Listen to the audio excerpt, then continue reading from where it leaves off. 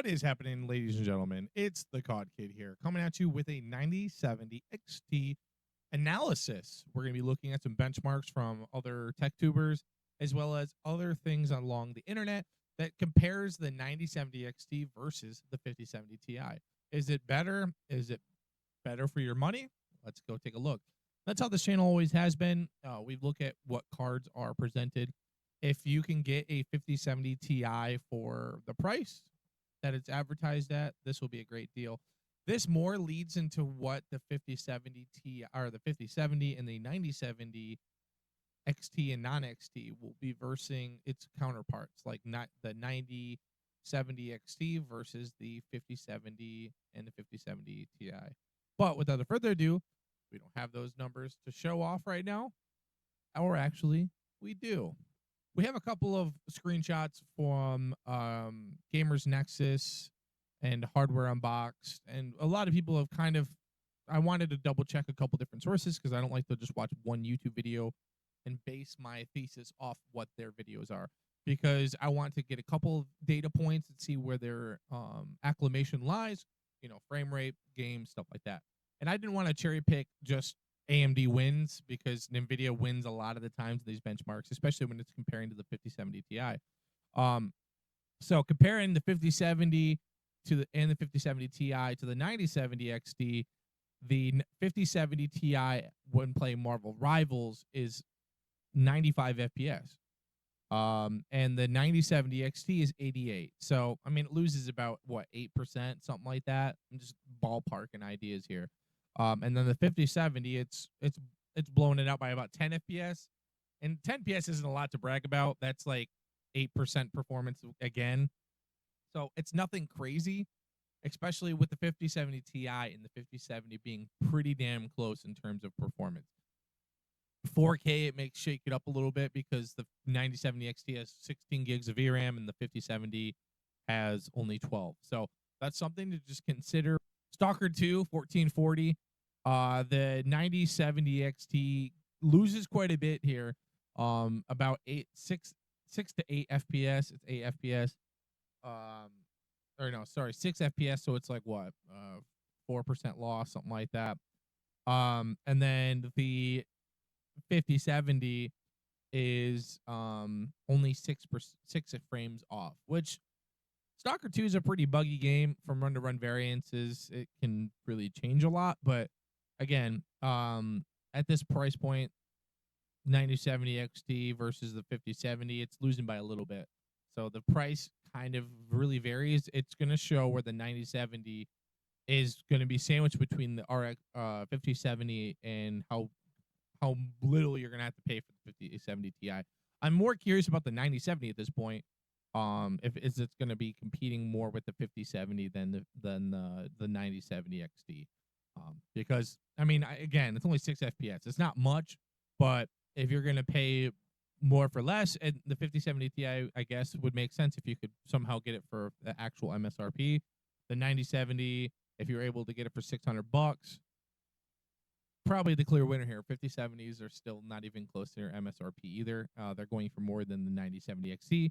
So if you can do that, I would do that. But again, it's just Stalker 2. Buggy. Counter-Strike 2.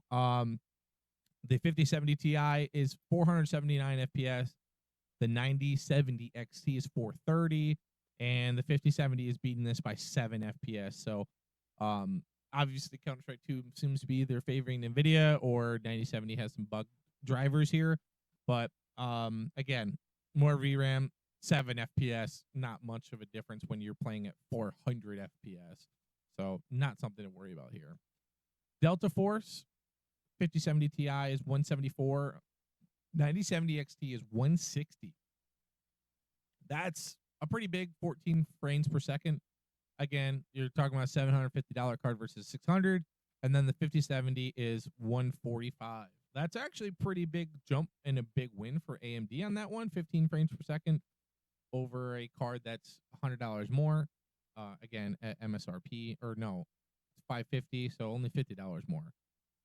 We'll see how it goes. Again, 9070 XT kind of wins here, although the 9070 XT is more of a 5070 Ti competitor, it looks like, when we keep going forward. Space Marine 2 it seems to favor AMD. I think it actually has an AMD sponsorship game. So the 9070 XT is winning by about 100. It's got about nearly 100 FPS average. And it seems to be a problematic game for the 5070 Ti as well as the 5080 because the 9070 is winning by actually quite a few frames even versus the 5080. Again, if you have a XTX card, it's even losing there too from the 7900. And the 4070 is winning over the GRE and the 5070. Just kind of a weird scaling with these types of games. It's winning by a good 14 frames per second. Again, it's a favorable game. You can't really compare apple to apple sometimes. Cyberpunk, that's just where it kind of becomes a more GPU demanding game. And the 9070 XT is very close with the 5070 Ti by 1 frames per second, or basically tied for frames per second. The 5070 is low underneath the 7900 GRE, which is pretty crazy, honestly. That's one of the things that I think is just kind of the GPU just kind of shows where it's at and where it needs to go. It's about 13 frames per second slower than the 7900 XTX. So it's about, roughly 7 to 9% slower, which isn't bad, really. On an 18 game average from Hardware Unboxed, it is the 5070 Ti is 126 FPS average versus the RX 9070 XT is about 119. So basically, the 7900 XT is the replacement for this card. So the 5070 Ti, it loses by 7 FPS on average. So again, it's about 4%, 5% slower when it comes to that. The 5070 is underneath the 4070 Super and just underneath the 7900 GRE. Again, a $750 card versus a $550 card if it was available. So it just kind of shows you the poor performance of the 5070. I just don't think the 5070 is going to be a big card people are going to gravitate to. On the NVIDIA side, it's going to be the 5070 Ti, 5080, or 5090 if they're balling out with an unlimited budget. So the 9070 XT seems to be a great middle ground in terms of price to performance. You're not quite at the high end. You're tying with NVIDIA's basically mid-grade GPU at this point. I guess it's mid-grade. Some people would even call the 5080, mid-tier, even though that, in my personal opinion, it's a high-grade card because it's, next to a $2,000 graphics card. It just kind of is a shame that they're not going to be showing you, what AMD could do this generation when it comes to the top end. If they're doing this great with the 9070 XT, whether they're a bunch of 7900 GREs that they happen to have a good binning sample for, it's just disappointing because AMD is kind of leaving NVIDIA at the top end. Again, how many people care about a $2,000 graphics card that they're going to buy? I personally don't, but hey, that's some things people care about. Ray tracing, at ray tracing, these a 6 game average because there's not a whole lot. The 9070 XT loses quite a bit, but it's a pretty major improvement over the 7900 XT, which means AMD is slowly gaining on ray tracing performance.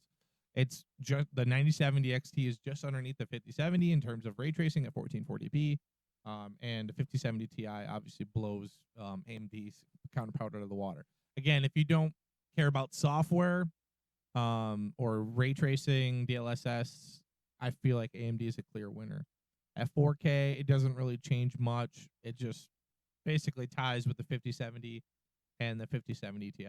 Conclusion, 9070 XT, or if you can get it for $600, is, I would say, very competitive with the 5070 Ti. It's not beating the 5070 Ti.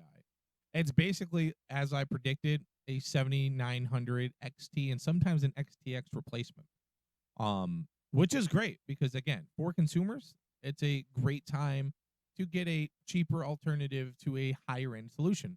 The 5070 Ti is a quote-unquote mid-grade card, and the 5070 is also the low-end mid-grade, I guess. I don't know. How are we going to break up this sentiment amongst gamers? But we'll see. So if you don't want a DLSS upscaler and want to do with FSR, which is sometimes okay. FSR is pretty decent. FSR 4 is something that is supposed to be coming out or has just came out. I will have to take a look at that. We taking some performance pictures with FSR. Of course, you can use FSR and other things than NVIDIA cards, so there's no, paying for that. But we'll have to take a look at that. Honestly, if you're looking for a mid-grade card, 5070 Ti competitor, the 9070 XT is the only clear winner. We'll have to see what the 9070 looks like. Maybe that will be out today or tomorrow from the reviewers. We can take a look at that together. But again, it looks like this card is going to be competing very, very well in the mid to high end versus the 5070 Ti. So awesome. That's all I have today, guys. We're just taking a look and spreading the news about this AMD potentially taking a pretty good win, although it might not take market share because NVIDIA's power is just too strong, apparently. So thanks, guys, for watching. We'll see you in the next one. Peace out.